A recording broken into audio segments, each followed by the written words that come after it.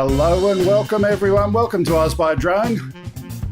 I'm Greg and John's I'm our John. roving reporter from South Australia. Hi everybody, how you going? Great to be back with you again. Wonderful. And this time you've got better internet. Instead of being up the northern beaches, you had to go to another state to get internet that works. Yeah, well, you never know your luck in Australia sometimes. I tell you, well, I know what happened last time. I mean, I did a few checks on the phone. So I've been using the phone a bit more for doing the show. I find it's really convenient. And I can get out and about, which is good too if we're flying and so forth. So yeah, it's good to be back with you guys. And what happened? I mean, I know you talked all about the DJI Flash last week, which I'm real excited about. And in further brief news, look, I bought my Mavic Mini a present. I bought it a GPC case. Have you ever seen these cases? I mean, there are cases for your drone, and there are cases for your drone. This thing is absolutely incredible. I got 6 batteries in there. I got the aeroplane, and it's a beautifully made case. I mean, it's not an ad for them. I just felt I love my Mini 2 so much. I bought it a home. So there you go. That's what's been happening with me. What's happening with you? Be original. Be blue. Get a GPC case. I love them. I love them. They're great. Look, that's in all seriousness. Ken does ads for them all the time, but and maybe we should talk to them and see if we can do some stuff with them as well. But they are a really, really good case. Absolutely. Yep, they are the best case. There's no doubt about that. Yeah.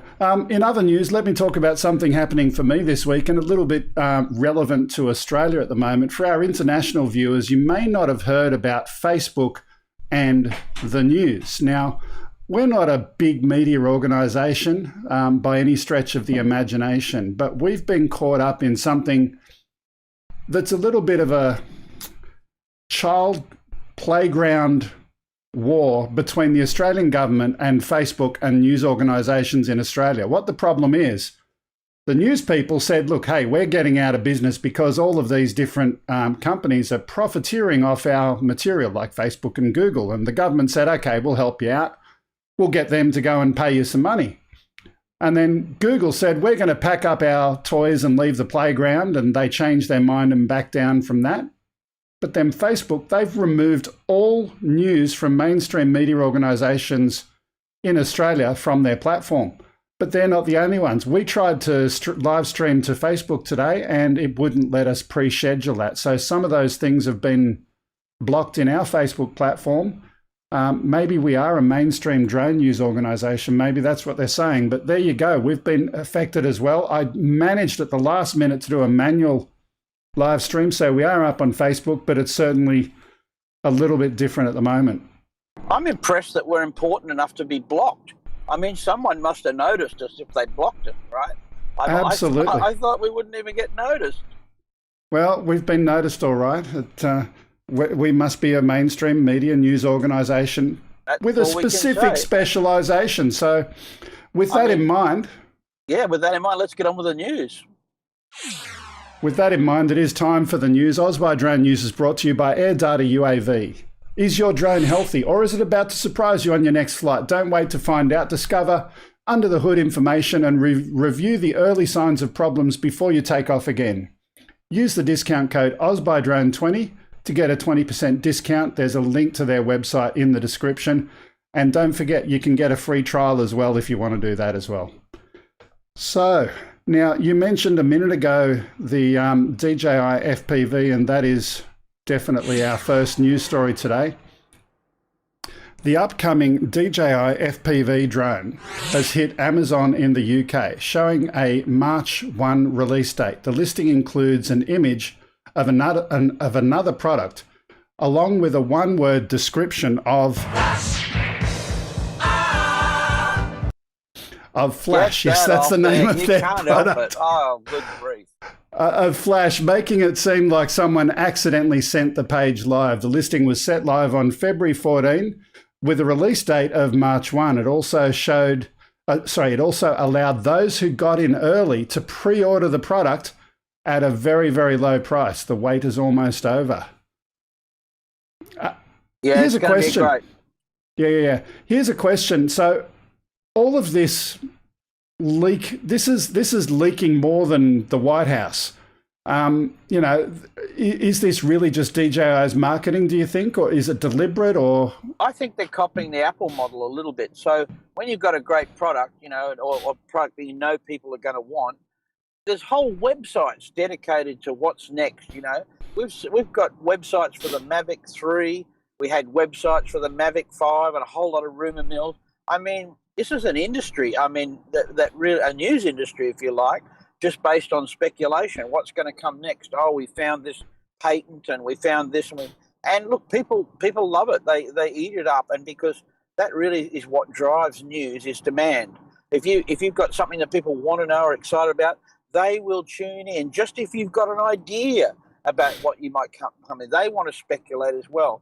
So it's a lot more. I think these days the media, you know, this type of media engages with people more through social networks. I want to have my say. What do I think the Mavic 3 is going to have? Will there be a Mavic 3 at all? The discussions just go on endlessly. So now we're at the peak where the company's absolutely using this model of excitement to say, let's send a tiny photo of a propeller blade. You know, look out, it's coming. Look out, it's coming. And then we get to speculate all again, and they drive it higher and higher. It's just really good marketing. That's what it is. It's good marketing. So, John, have you seen the actual unboxing video? Have you seen that one yet? Most certainly have. I've watched it twice. Yeah. Well, let me just quickly go to that. That's our second video today, and we'll put that one up now. Can we go to that second clip there, the unboxing video? There we go. And hey guys, it's Zach from Dominion Drones. We just got one of the new DJI FPV combos, so we're going to do an unboxing today. Now, we're not watching the entire video. You're going to have your part list and all your serial numbers and everything. As you can see, it comes with all three because it's a combo. I'm just pausing the video there and leave that on the screen because it's got the serial number right there now. It's not exactly perfectly clear and easy to see, but DJI, if they wanted to, could certainly work out where that one came from. I think it's... yeah. I got a bit more intel on that one, Greg.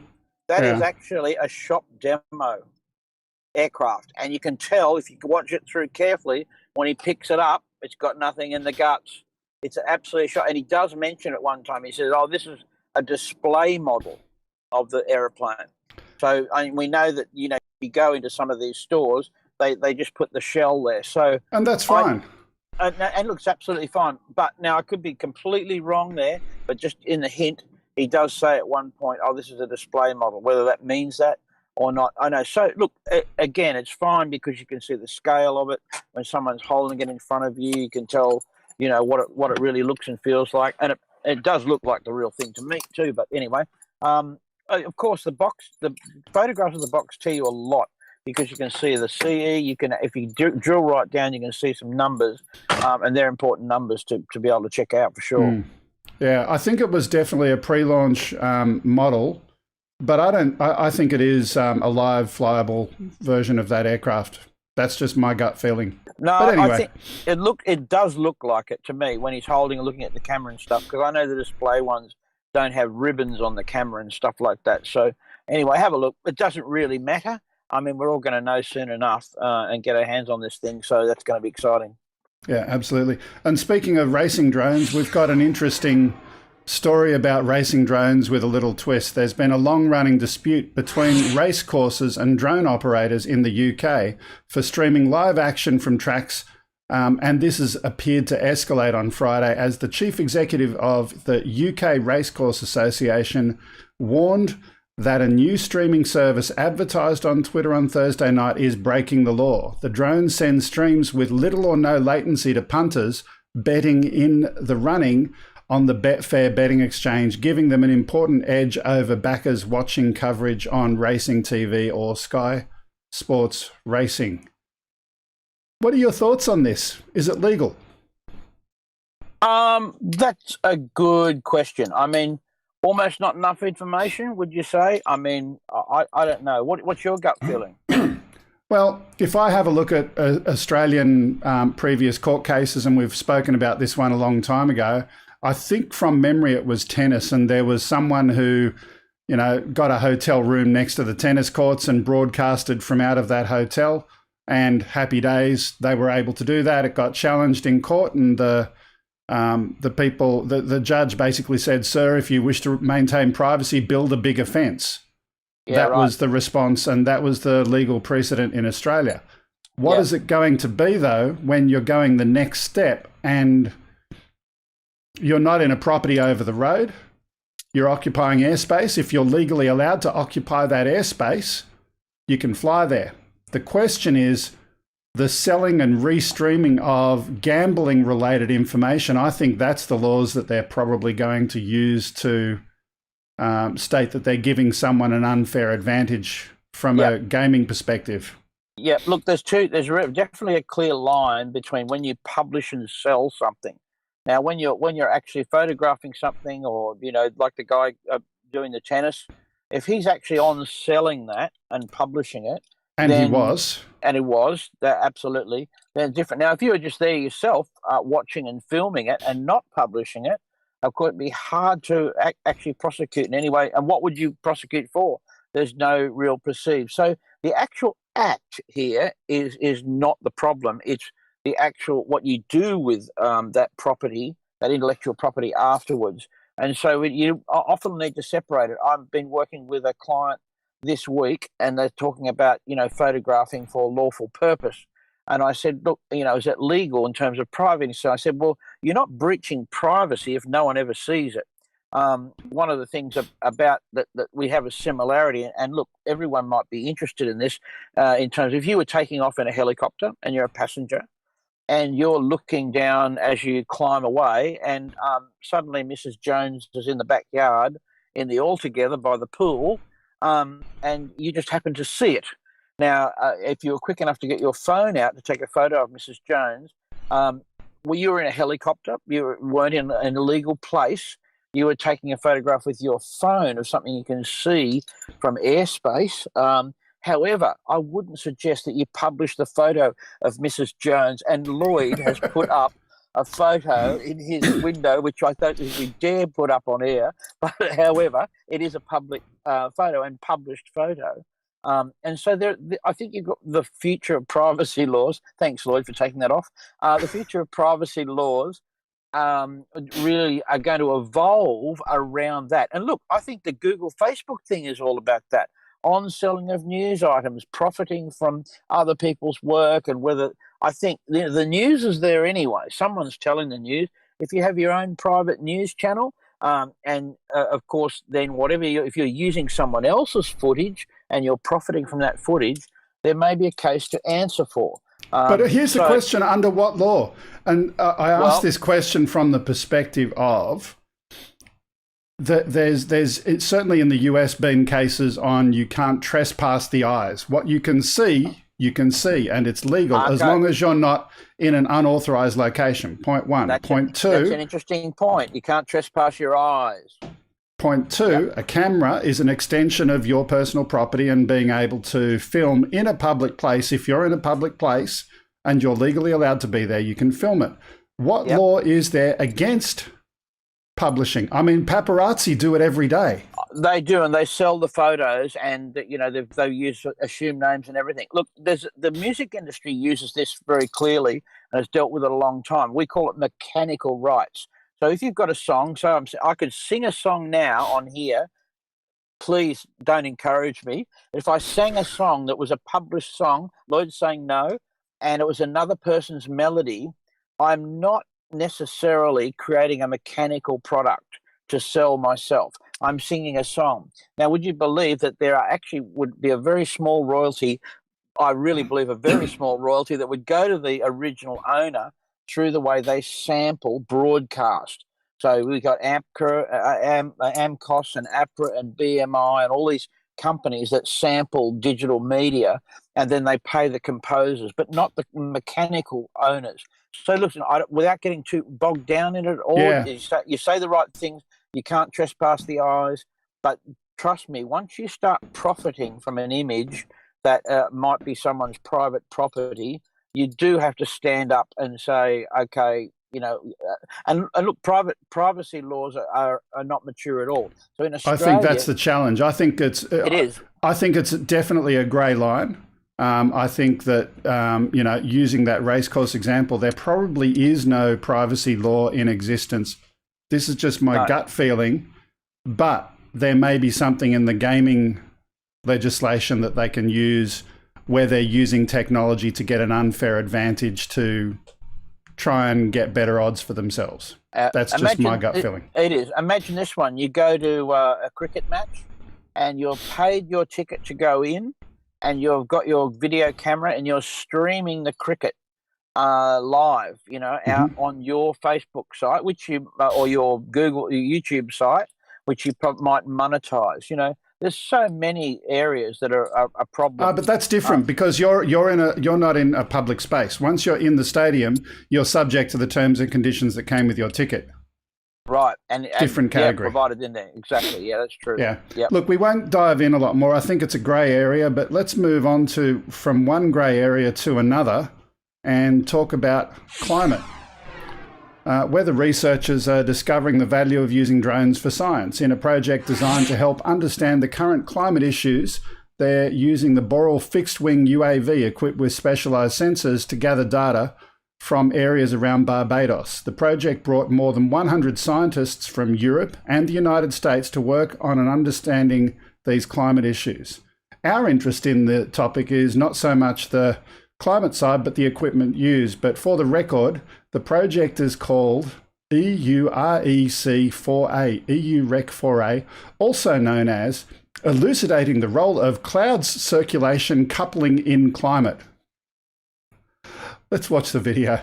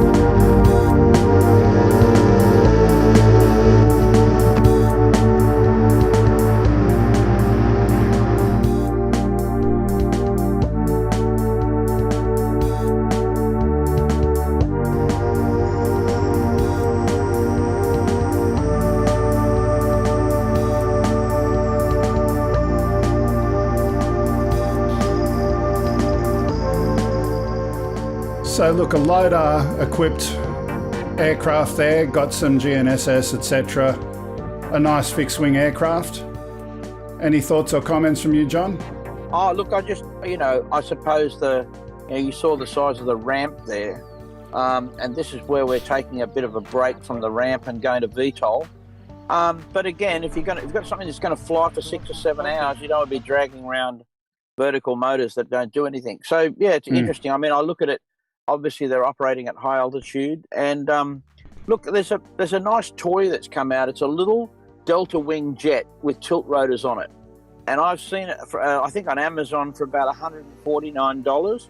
And that all I could think of was then, this one's probably a bit more expensive, but it is a fun thing. I mean, I've thought, I've flown fixed wings all my life, and I really enjoy them. And I know some of the guys just say, "What's the point? Not interested." And I get that too. But yeah, it's a nice piece of kit. So we're looking at a VTOL, as I mentioned earlier, for a job for marine parks. And they've come a long way. That's where we're going in the future. Great stuff. I know it's not about climate, sorry, but I get it. Using obviously a UAV to find out some climate stuff. I think we're going to learn a lot more. Mike Miller's definitely saying I want one, and it looks interesting. I'll have to get some details for you on that one on Amazon, and maybe pick one up. They're not expensive to build. That's a funny thing. I mean, for what that you would pay off the shelf for something like that, a nice fiberglass fuselage these days even with a petrol engine and a Pixhawk, really, you can put it together in your backyard. It's not going to cost you like what a swimming pool does. That's for sure. You know what, John? Over the coming weeks, it'd be interesting if we could spend some time and get a bill of materials together of the components so that we can have a project build of a foamy, like a foam fixed wing of some sort. That would be, I think...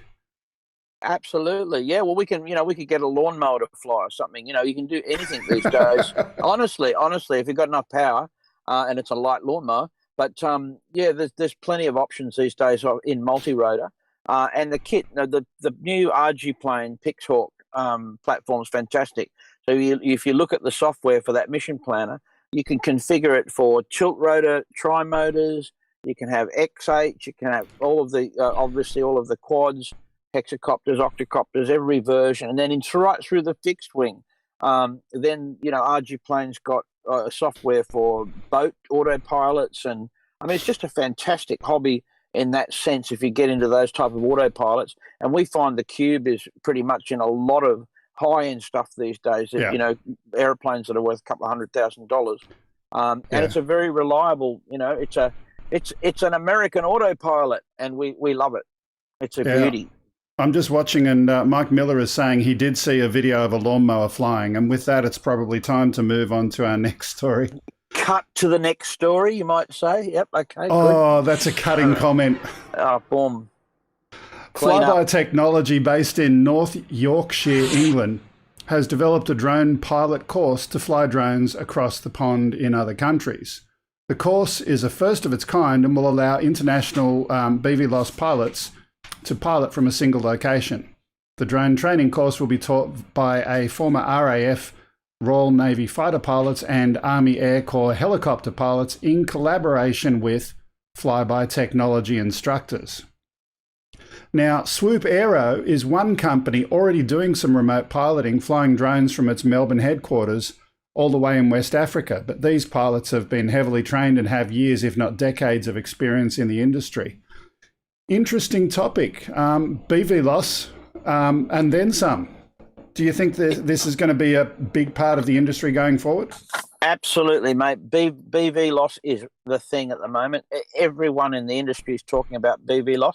Now, let's just talk amongst ourselves for a minute and tune out if you're a regulator here. Of course, we know everybody's flying BVLOS every day.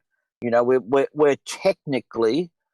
because if you look at the regulations, visual line of sight says that you must orientate the aeroplane visually with your own eyes, with unaided eyes.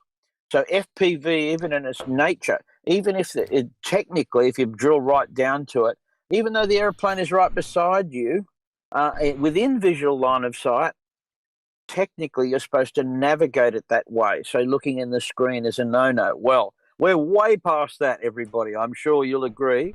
And, even these days we see lots and lots of long-range videos and tests and so forth. That's all BVLOS, folks. So BVLOS is happening, but what we're trying to do is to work out a way to regulate it and do it safely and let the industry not fall over itself here over these regulations. And that's what we've done. The regulator, and I'll just quickly in Australia here, I know the States is the same because they have waivers over there as well. So our BVLOS approval is actually an exemption. All it says is that the pilot is exempt from that requirement. We've still got to have all these other safety procedures in place. Never mind about those. There's 48 pages of them. All the approval does is says you're exempt from that one piece of legislation, which they can't take out of there at the moment. There's no provision to remove visual line of sight from most RPAS operations. So when getting that straight with BVLOS, and it's going to happen, as I said, it's the biggest thing in the industry at the moment is BVLOS, flying beyond visual line of sight, and how we're going to do it in the future. Can I just ask one question? Has CASA or any of the other regulators, to your knowledge, been specifically notified of that as a risk in terms of just looking down at your screen and using that for navigation? Yeah, they do. They know what's going on. And I've been on a couple of those meetings. One of the things that comes up is a discussion about, and we call it containment. So if you're flying a model airplane and it's not an autopilot-driven airplane or drone of any kind, it's a model plane, a radio control plane, guess what? You keep it in visual line of sight because if you don't, you've lost it. It's crashed.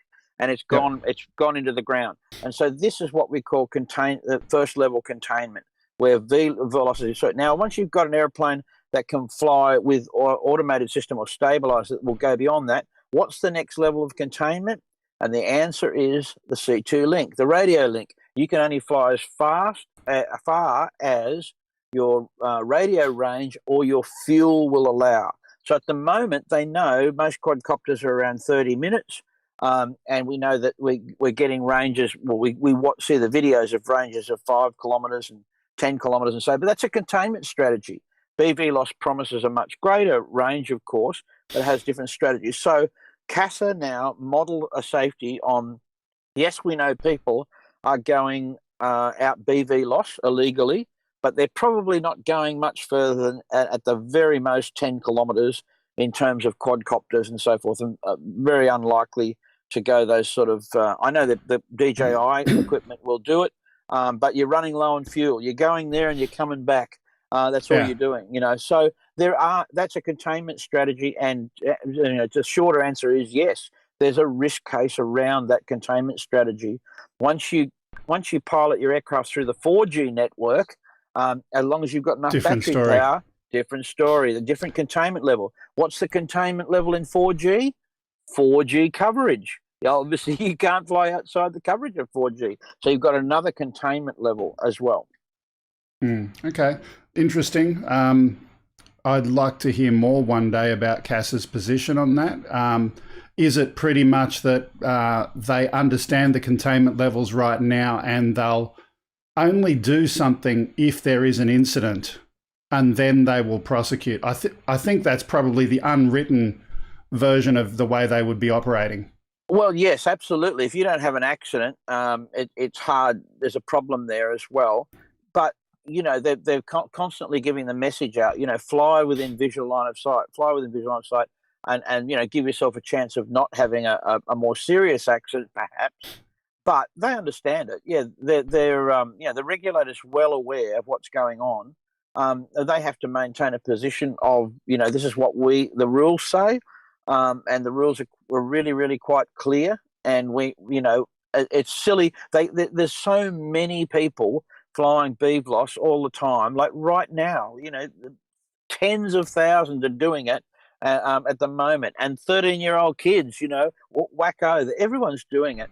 So we just have to understand more about it, if you like, and in terms of how it's going to fit in the framework. But it is the next big thing, that's for sure. Okay, and speaking of BVLOS, that's what our next story is on. Valencia has partnered with 3 of the 9 participants in the FAA's Beyond program, including the North Carolina Department of Transport, North Dakota Department of Transport, and the University of Alaska Fairbanks. The Beyond program is the next phase of the UAS Integration Pilot Program. Beyond projects are gathering data to inform regulators how the technology could be widened and brought to market at scale while still maintaining safety.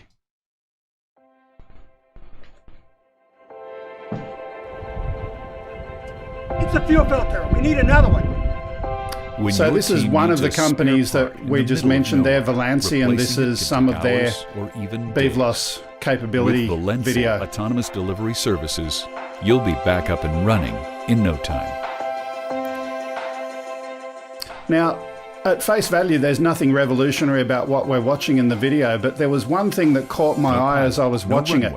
No problem. Can we just rewind that and play it back from the beginning again? Instant flight with no Just have a look at the attachment method of the container onto the aircraft, and I thought it was just something so simple and replacing it can take hours. Makes it a lot easier to turn it into reality. With Valencia autonomous delivery services, you'll be back up and running in no time. Just an average tub and the clips to go on it.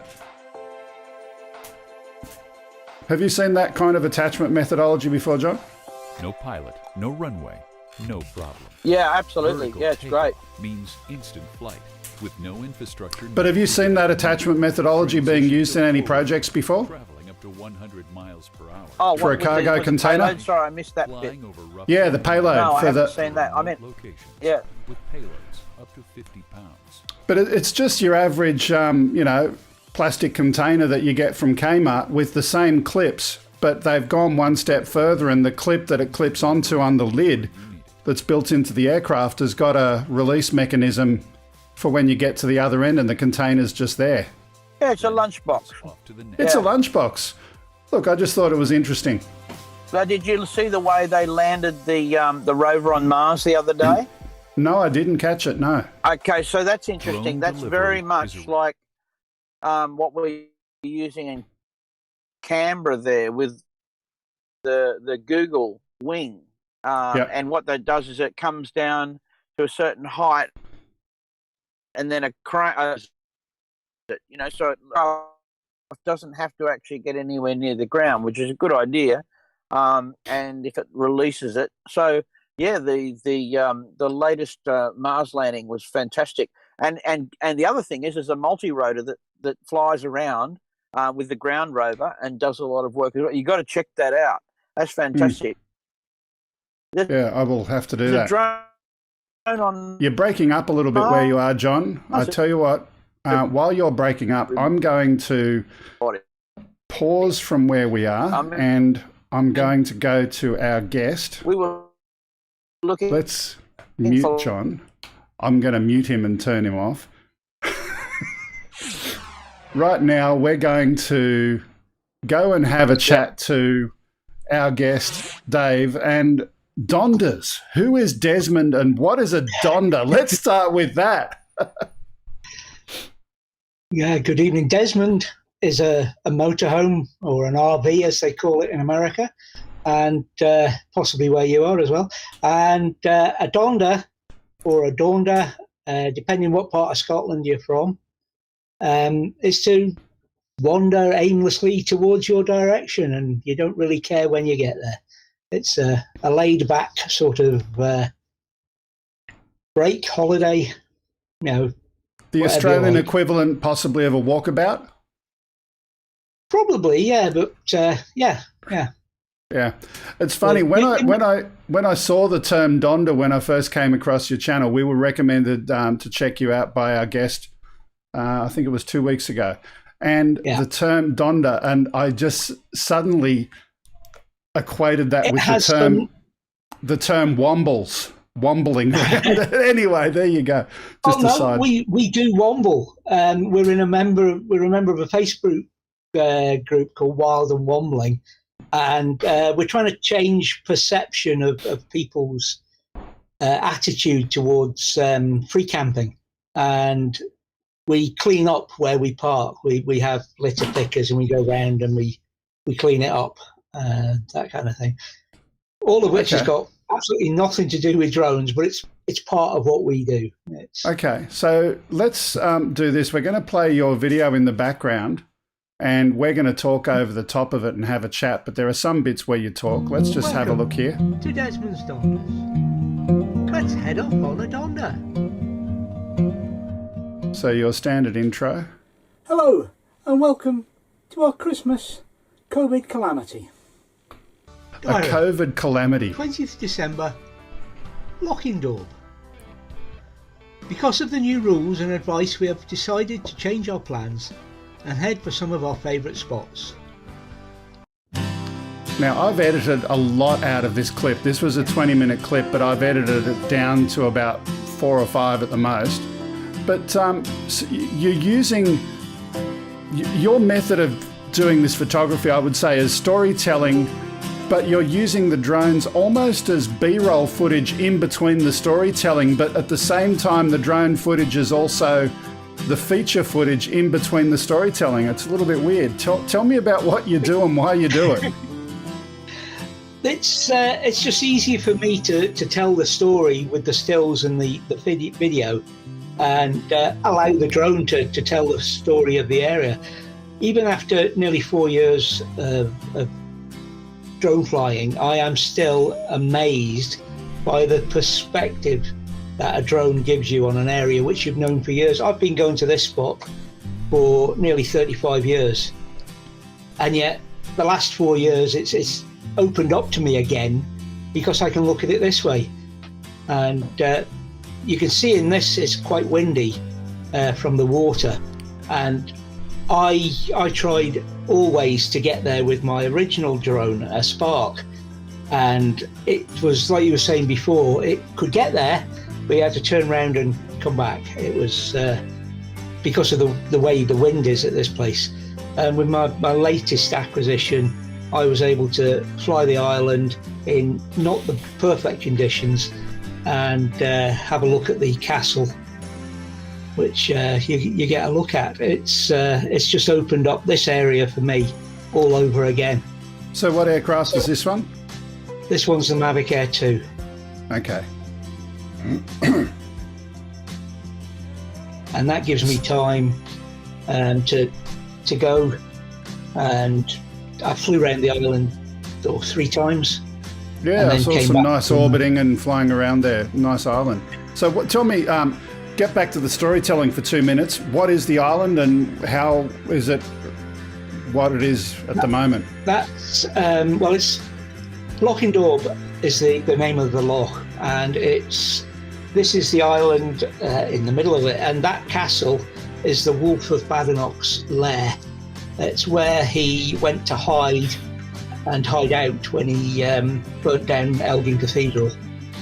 I have no idea about any of that, but yeah. Scots history.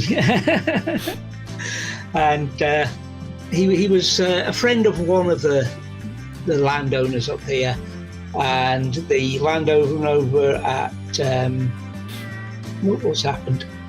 The landowner at Elgin, the bishop of something, or I can't remember it all. He went and burnt his cathedral down. Yeah, it's better. Okay. Look, some very beautiful footage. Tell me about some of the other places you go, and have you got more than 2 aircraft, or is it just 2 that you've got? Well, I only have the Air 2 now. I passed it just on let to me, myself. This week's Just let me- Desmond's Donders. Please take nothing but memories. Leave nothing that tracks. We hope you enjoyed it, and you'll join us next time. In the meantime, please think about subscribing. So I just wanted to share the, your ecological perspective, leave nothing behind. So really nice footnote on each one of your videos.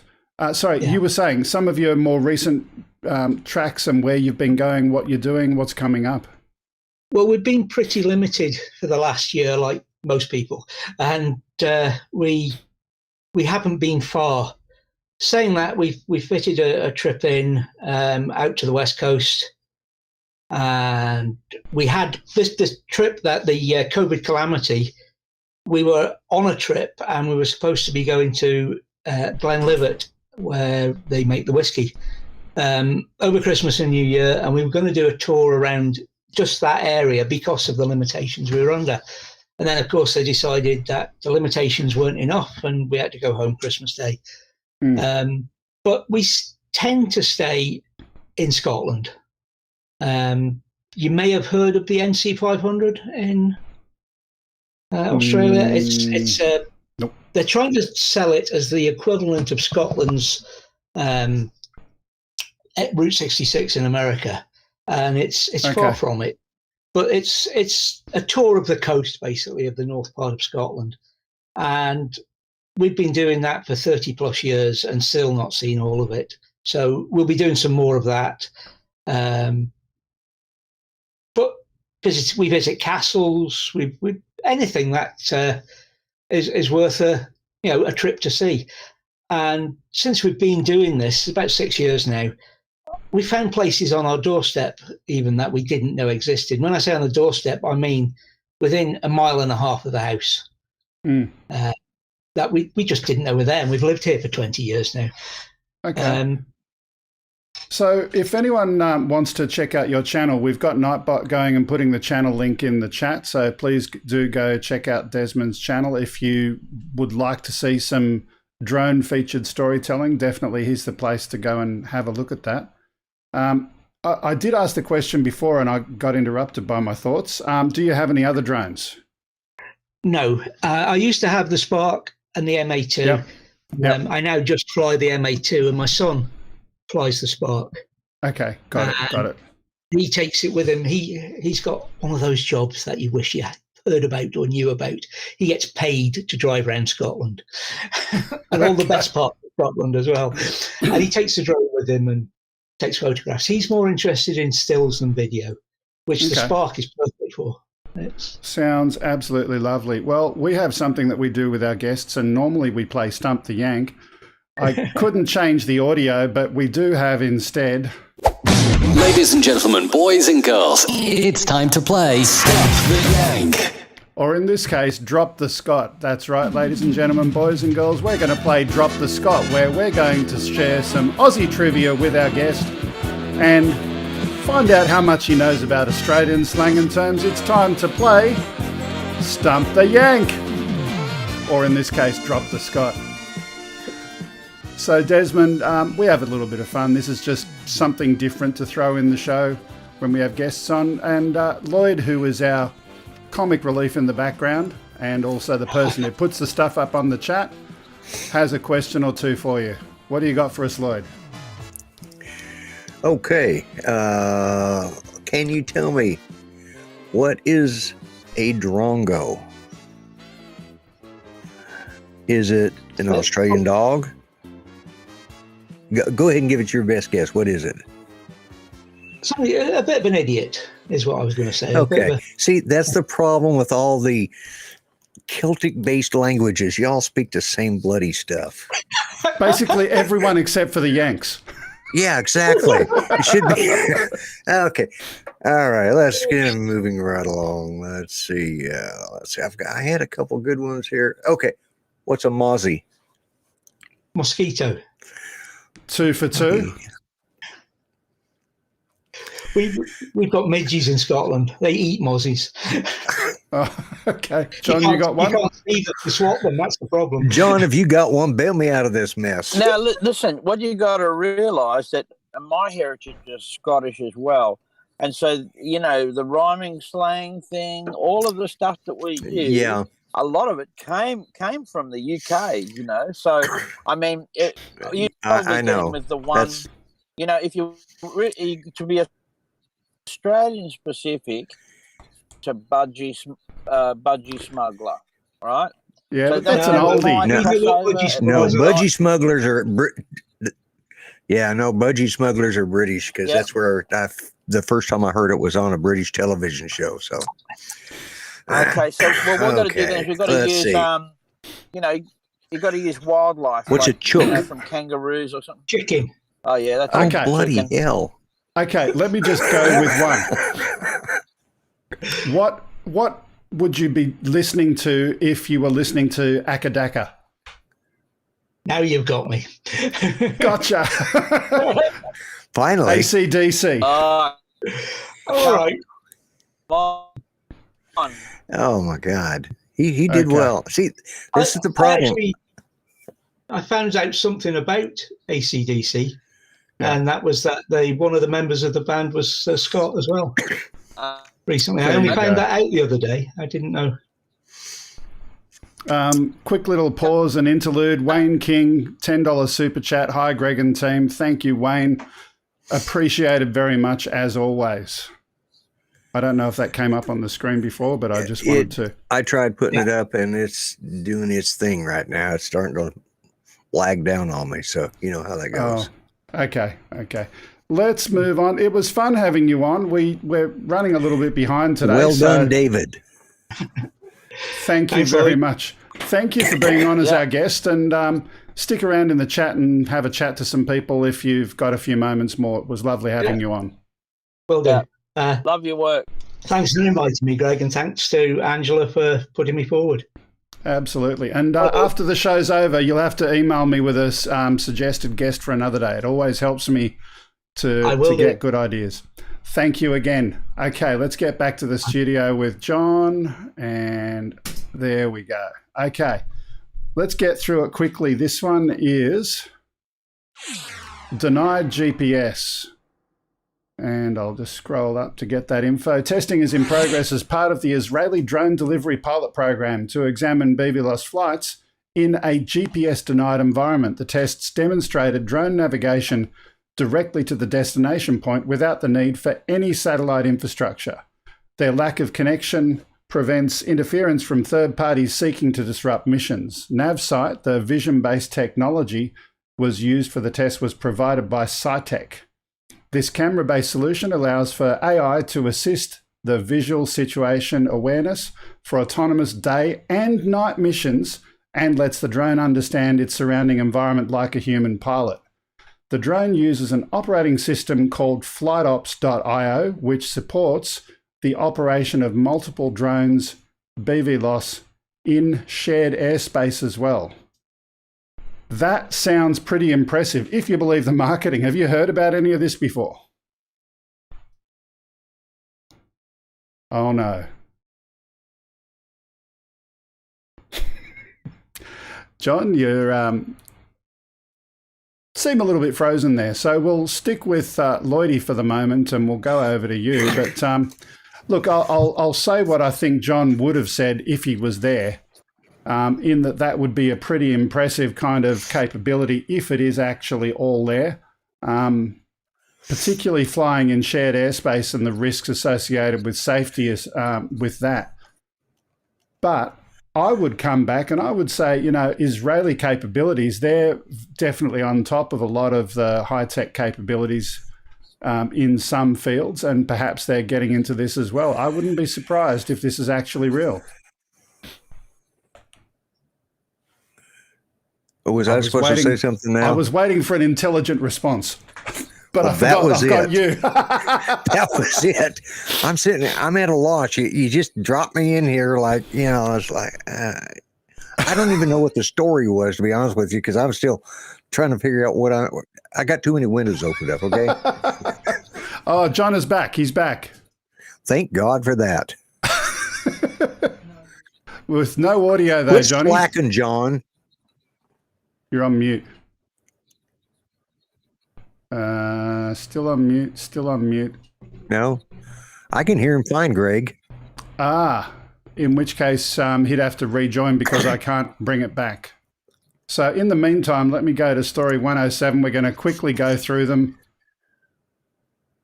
There we go. Our next one over here is this.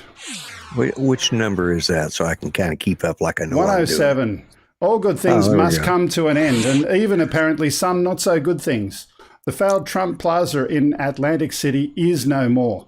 The building has sat empty for some 6.5 years and was originally scheduled to be demolished in 2018. Yesterday, the building that has once housed 614 rooms, 7 restaurants and a 60,000 square foot casino.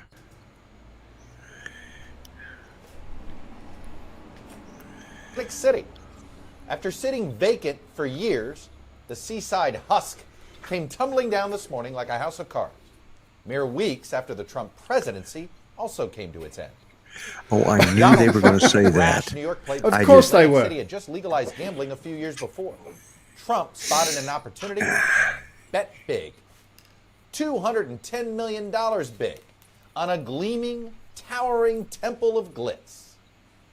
The Harrah's at Trump Plaza Casino, custom built for the high rollers, opened a great fanfare in 1984, and by the first half of 1985, it had made $144,000 before taxes. 30 years and a bunch of mortgages later, it officially closed in 2014, deep in hawk, and owned by another billionaire entirely. So, no politics other than that quick little comment, but look, it's just it's some good footage to have a look at and just kind of amusing with all of the other stuff in context, but I don't want to be political about it. I don't. But we can have a laugh anyway, nonetheless. In a non-political way. Okay, thanks for that, Lloyd. That's my thought on that story. Okay, I've seen better stories of that. Yeah. The next one we've got here, a drone has helped officials to rescue a hiker stuck on South Africa's Table Mountain earlier this week after not being able to proceed back down the mountain. The rescue team was unable to reach the man and called in a drone to help the search. The rescue team was able to figure out the best route to take to reach the man the rope lengths required to make the rescue happen. Initially, the man sent an image of his view from his phone to help get the rescue team to his location, but unfortunately the photo didn't prove helpful after spending an hour searching for him. After that failed, they sent up a newly purchased drone which was able to spot the guy on the mountainside and allowed the team to understand better what it needed to do. Another good story about drones being used for good. Some positivity coming out of the drone world. So, and maybe I missed it because I was listening to the knobhead that was reporting that last story, but wasn't it about the reason they had to delay the collapse of the tower because somebody was illegally flying their drone around it? That may very well be the case. That was the point of that whole story. Of course, some knucklehead decided to talk politics. But anyway, that's what I heard, and that's what I saw last night. So, look, I didn't know that it was delayed. I knew that it happened, but I know that I did read stories of multiple drones flying in the area. They had to delay. They had to delay the demolition of that because there were drones flying in a restricted area.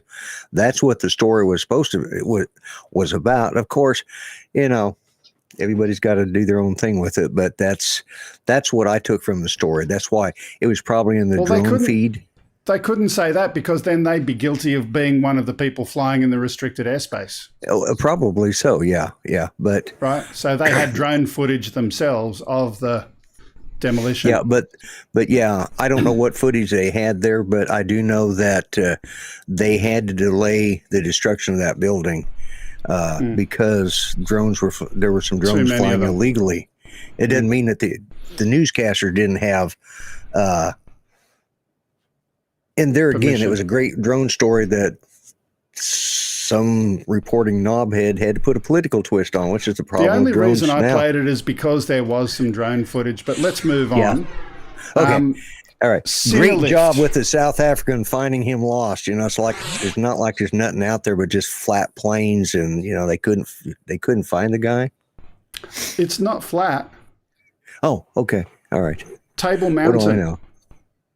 Oh, okay. He was on a mountain. All right. Okay, moving on. A lot of people have been getting into the Cinewhoop drones over the last couple of years.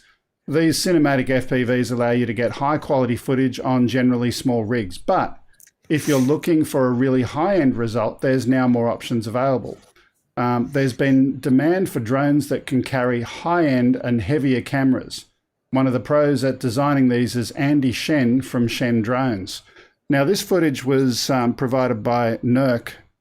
He's got a much more detailed story talking about the actual capabilities of the drone and his testing of it. And the link for that is in the description for the video. Do go and check it out. But some interesting use of drone technology in a different way. It's about $3,000 for this particular drone. So go and check it out. Yeah, that is some awesome footage. Yeah, I think I actually saw that video when he put it up. So, yep, and we've got two more to go. This one being a LiDAR story. Micro Drones is pleased to announce the newest in its lineup of drone LiDAR survey equipment, the MD LiDAR 1000HR. We had to have the model number there. Precision of this aircraft was analysed by flights between 30 and 60 metres over a wide sample of surfaces exhibiting different reflectance. The drone LiDAR system repeatedly provided a precision of 1.6 centimetres when flown at 40 metres at a speed of 8 metres per second. For someone who's doing ground survey work, that kind of precision certainly will make that a very useful aircraft. Oh yeah.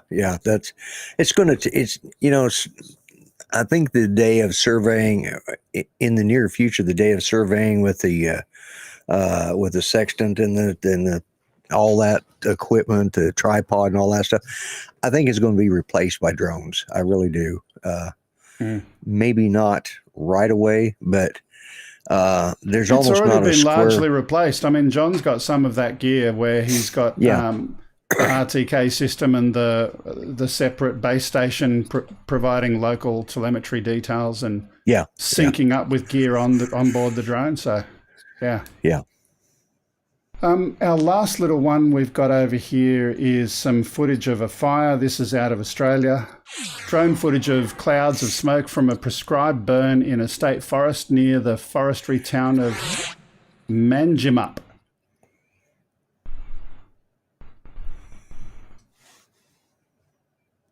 So nothing revolutionary here, but you can certainly see the fire front in amongst the clouds there. And just some interesting footage that came in to finish with today. So there you go. We've reached the end of our show finally today. It was a good show and it was fun having Desmond on, having a look at some of his footage. Next week, our guest is going to be... For those of you that are not Greg, his name is David. I did it again. Yes, Desmond is the RV. Desmond Donders. Desmond's is the RV, okay. David is his name, and he has been a great guest. He has been a great guest. Yeah, so.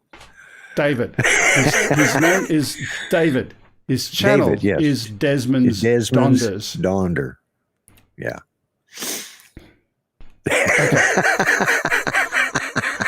Thanks, Lloyd. Yeah. Anything to help, Greg. Our guest next week is Jade King, and we're going to have a look at her intriguing finger limes. Huh? Our guest is who now? Say that again. Jade King. Oh, Jade King. Okay. All right. And we're going to have a look at her finger limes. Finger limes. Yeah. That's those little bitty limes that you put in your top of your... You'll have to wait and see.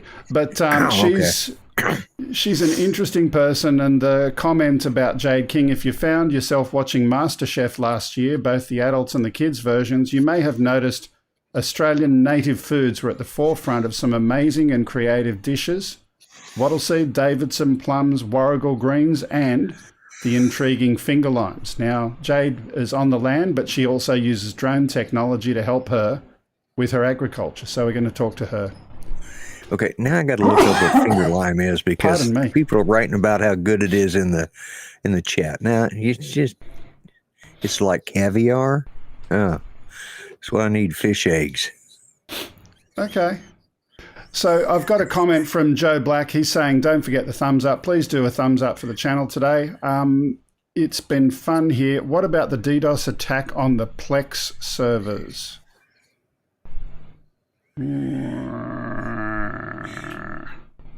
Where is that coming from, or why? Why? What do you mean? Is there a DDoS attack on Plex servers? I don't know. I haven't checked mine. We'll chat about the DDoS attack on some Plex servers after the show. If you do want to continue to talk to us afterwards, we're going to be in Discord, and so please do come and have a chat, say hello. One more thing I mentioned next week. Oh, I'm coughing too much. Where's my mute button? I think it's... Where am I? Well, okay, put me on here.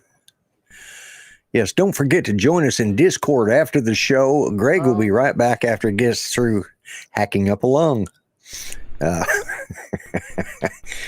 This is what you get. Hey, you get what you pay for, folks. You know, cheap entertainment, you know, a little information about drones, a little political incorrectness, you know. Okay, Lloyd, are you back? I need to find your mute button in a minute, but let me give the information that we give at the end of the show, and that would be this. Number one, if you want to send something, send it to upload@gregkuhnert.com. Number two, do follow us, like us, thumbs up, and do all of those kind of things. The most important one is please leave a comment after we shut down the stream today. Put a comment on there. It really does help boost visibility. Number three, if there's anything physical you would like to send it to 5/127 Princess Highway, Sylvania, New South Wales, 2224. That's all I've got time for at the moment. Go over and check out Ready Set Drone for their regular show, which starts in about 30 seconds. Last comments from you, Lloyd? Just what I always say, be kind, folks. Treat each other better than you would treat yourselves. It'll be a better world. Okay. And with that, we'll go and start the music. Thanks for watching. Thanks for being part of the show. See you next time.